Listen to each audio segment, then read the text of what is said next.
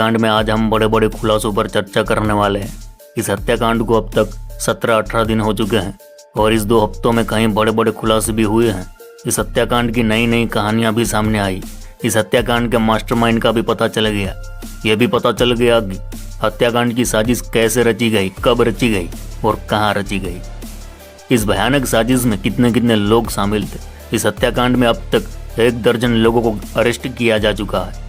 ये भी पता चल गया कि बाबा सिद्दीकी को ऑन द स्पॉट गोली मारने वाले कौन थे। गोली दागने से पहले शूटर्स ने क्या किया था।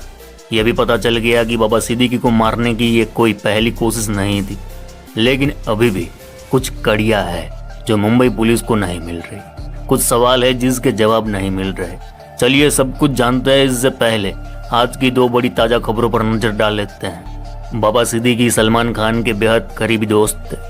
सलमान को जान का खतरा होने के बावजूद वह उनके अंतिम दर्शन के लिए पहुंचे थे। मीडिया के मुताबिक बाबा सिद्दीकी की मौत का सलमान को गहरा सदमा लगा है। वह हर रात सो नहीं पाते। भले ही बाबा सिद्दीकी की हत्या हुए 17-18 दिन हो चुके हैं, लेकिन सलमान आज भी उनके परिवार के टच में है। इतना ही नहीं, वह हर रात बाबा के बेटे जिशान को कॉल कर उसका हाल चाल लेते हैं। इस बात का खुलासा खुद बाबा के बेटे जिशान ने किया है। दूसरी खबर है, महाराष्ट्र में विधानसभा चुनाव होने वाले हैं। चुनाव को लेकर डिप्टी सीएम अजित पवार गुट की एनसीपी ने अपने प्रत्याशियों की लिस्ट जारी कर दी है। पार्टी ने राज्य के पूर्व मंत्री बाबा के बेटे को चुनाव में उतारा है। बता दें कि जिशान सिद्दीकी एनसीपी अजित पवार गुट में शामिल हुए थे। उन्हें कांग्रेस ने अगस्त में निष्कासित कर दिया था। जिशान के शामिल होने के बाद एनसीपी ने उन्हें टिकट दिया। जिशान 2019 में कांग्रेस के टिकट पर जीतकर विधायक बने थे। अब एनसीपी ने उन्हें बांद्रा ईस्ट सीट से मैदान में उतारा है।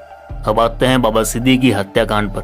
तो ऐसा है मामा, बाबा सिद्दीकी मर्डर केस में जिन 3 शूटरों के नाम सामने आए थे, वही 3 शूटर जिन्होंने बाबा सिद्दीकी को गोली मारी थी, वे तीनों इस हाई प्रोफाइल मर्डर की वारदात से पहले गैंगस्टर लॉरेंस बिश्नोई के छोटे भाई अनमोल बिश्नोई के संपर्क में थे। मुंबई पुलिस की क्राइम ब्रांच के मुताबिक अनमोल इन तीनों शूटर्स के साथ स्नैपचैट के जरिए संपर्क में था। उनके नाम का खुलासा होने के बाद राष्ट्रीय जांच एजेंसी एनआईए ने उस पर 10 लाख का भारी भरकम इनाम ठोक दिया है। साथ ही बाबा सिद्दीकी की हत्या के सिलसिले में अब तक क्राइम ब्रांच 10 लोगों को गिरफ्तार कर चुकी है, जिससे लगातार पूछताछ की जा रही है। गुरमेल सिंह और धर्मराज गज्जब ये वही दोनों शूटर है जो 12 अक्टूबर की रात बांद्रा में बाबा सिद्दीकी की गोली मारने के फौरन बाद गिरफ्तार किए गए थे। बाबा सिद्दीकी मर्डर केस की जांच कर रही मुंबई क्राइम ब्रांच के सूत्रों के मुताबिक ये दोनों शूटर कत्ल से पहले गैंगस्टर लॉरेंस बिश्नोई के भाई अनमोल बिश्नोई के साथ लगातार संपर्क में थे। उसने स्नैपचैट के जरिए बात की थी। बता दें कि बाबा सिद्दीकी मर्डर केस की साजिश से जुड़े कुल 10 लोगों को अब तक पुलिस ने गिरफ्तार किया है। क्राइम ब्रांच को इस साजिश में शामिल लोगों के पास से कुल 4 फोन मिले हैं, जिससे इस बात की पुष्टि होती है कि शूटर बाबा सिद्दीकी के कत्ल से पहले अनमोल बिश्नोई के साथ स्नैपचैट के जरिए संपर्क में थे। क्राइम ब्रांच के मुताबिक 3 शूटरों को यह काम अंजाम तक पहुंचाने का जिम्मा सौंपा गया था, यानी गुरमेल से धर्मराज गज्जब और शिव कुमार। ये तीनों ही अलग अलग वक्त में अनमोल बिश्नोई से स्नैपचैट पर बात कर रहे थे। क्राइम ब्रांच सूत्रों के मुताबिक ये पहला ऐसा सबूत है जो ये साबित करता है कि बाबा सिद्दीकी मर्डर केस में शूटर सीधे लॉरेंस बिश्नोई के भाई अनमोल बिश्नोई के संपर्क में थे। हालांकि मुंबई पुलिस को ये बात चौंकाती नहीं, क्योंकि इसी साल अप्रैल में सलमान खान के घर गैलेक्सी अपार्टमेंट पर जो शूटआउट हुआ था उसमें भी अनमोल बिश्नोई का नाम आया था और वह वांटेड है।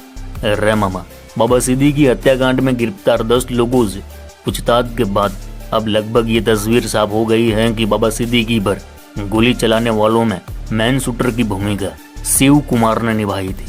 हो सकता है दूसरे 2 शूटर में से किसी ने पहले पुलिस वाले की आंख में मिर्च पाउडर फेंका होगा और फिर शिव कुमार ने बाबा सिद्दीकी को पहली गोली मारी होगी।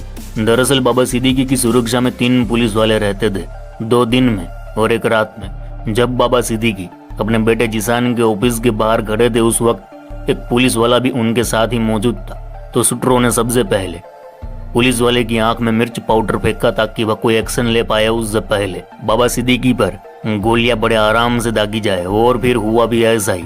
शूटरों ने धड़ाधड़ गोलियां बरसाई। 3-4 गोली बाबा सिद्दीकी को लगी, जिसमें से 1 गोली उनके सीने में लगी। काफी खून बहने की वजह से उनकी मृत्यु हो गई। अब इन 3 शूटरों में से मेन शूटर शिव कुमार अब भी पुलिस की पकड़ से बाहर है। पुलिस उसकी तलाश कर रही है लेकिन उसका कोई अत्ता पत्ता नहीं है। क्राइम ब्रांच सूत्रों के मुताबिक गोली चलाने वाले तीनों शूटर के अलावा पुणे से गिरफ्तार परवीन लोनकर अनमोल बिश्नोई के सीधे संपर्क में था। उधर दूसरी तरफ बाबा सिद्दीकी मर्डर केस में अब भी पुलिस बाकी बचे 4 फरार आरोपियों की तलाश में जुटी है।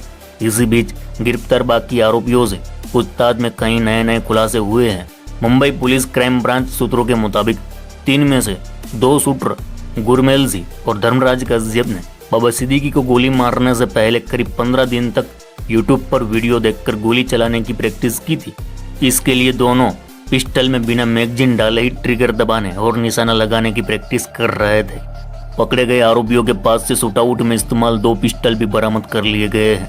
पूछताछ के दौरान यह भी खुलासा हुआ कि शूटरों ने 12 अक्टूबर को बाबा सिद्दीकी को गोली मारने से पहले कम से कम 10 बार और भी ऐसी कोशिश की थी, यानी बाबा सिद्दीकी को मारने 10 बार कोशिश की गई थी जो नाकाम रही। इस दौरान शूटर कोई ऐसी जगह पहुंचे जहां बाबा मौजूद थे, लेकिन उन्हें शूटरों को गोली चलाने का मौका नहीं मिला। वजह यह थी कि कभी बाबा सिद्दीकी अपने समर्थकों से घिरे रहे थे, कभी उनके आसपास सुरक्षा घेरा मजबूत था, तो कभी शूटरों को वारदात के लिए खुली जगह नहीं मिली। इसके बाद रेकी के दौरान उन्होंने तय किया कि बाबा सिद्दीकी को वह उनके बेटे जिशान के ऑफिस के बाहर ही गोली मारेंगे, क्योंकि जिशान के ऑफिस के बाहर काफी खुला एरिया था जहां से भागने के कई रास्ते थे।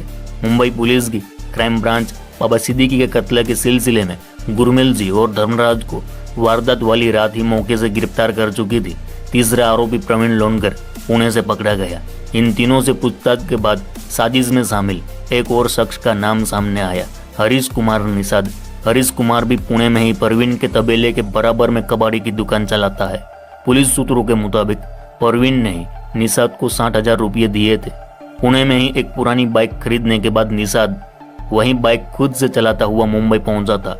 मुंबई में कुर्ला में ठहरे हुए शूटरों को यह बाइक सौंप दी।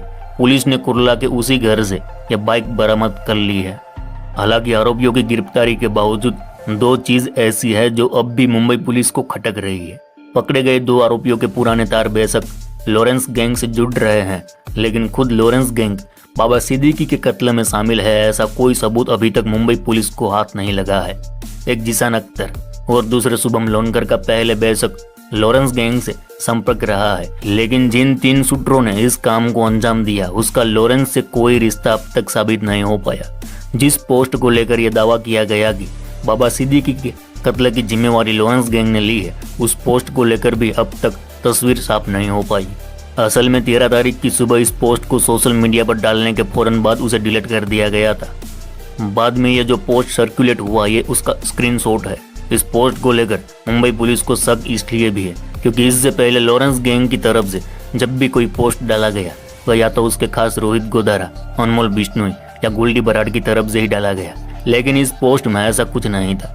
मुंबई पुलिस का मानना है कि एक संभावना यह भी है कि पोस्ट डालने के बाद लॉरेंस गैंग ने ही पोस्ट डिलीट करवा दिया हो, क्योंकि इस पोस्ट में जिस तरह जिम्मेवारी ली गई उससे लॉरेंस गैंग के खिलाफ या लॉरेंस बिश्नोई के खिलाफ एक और मुकदमा दर्ज हो जाता। पर बाबा सिद्दीकी का कत्ल लॉरेंस क्यों करना चाहता था, इसका जवाब अब तक मुंबई पुलिस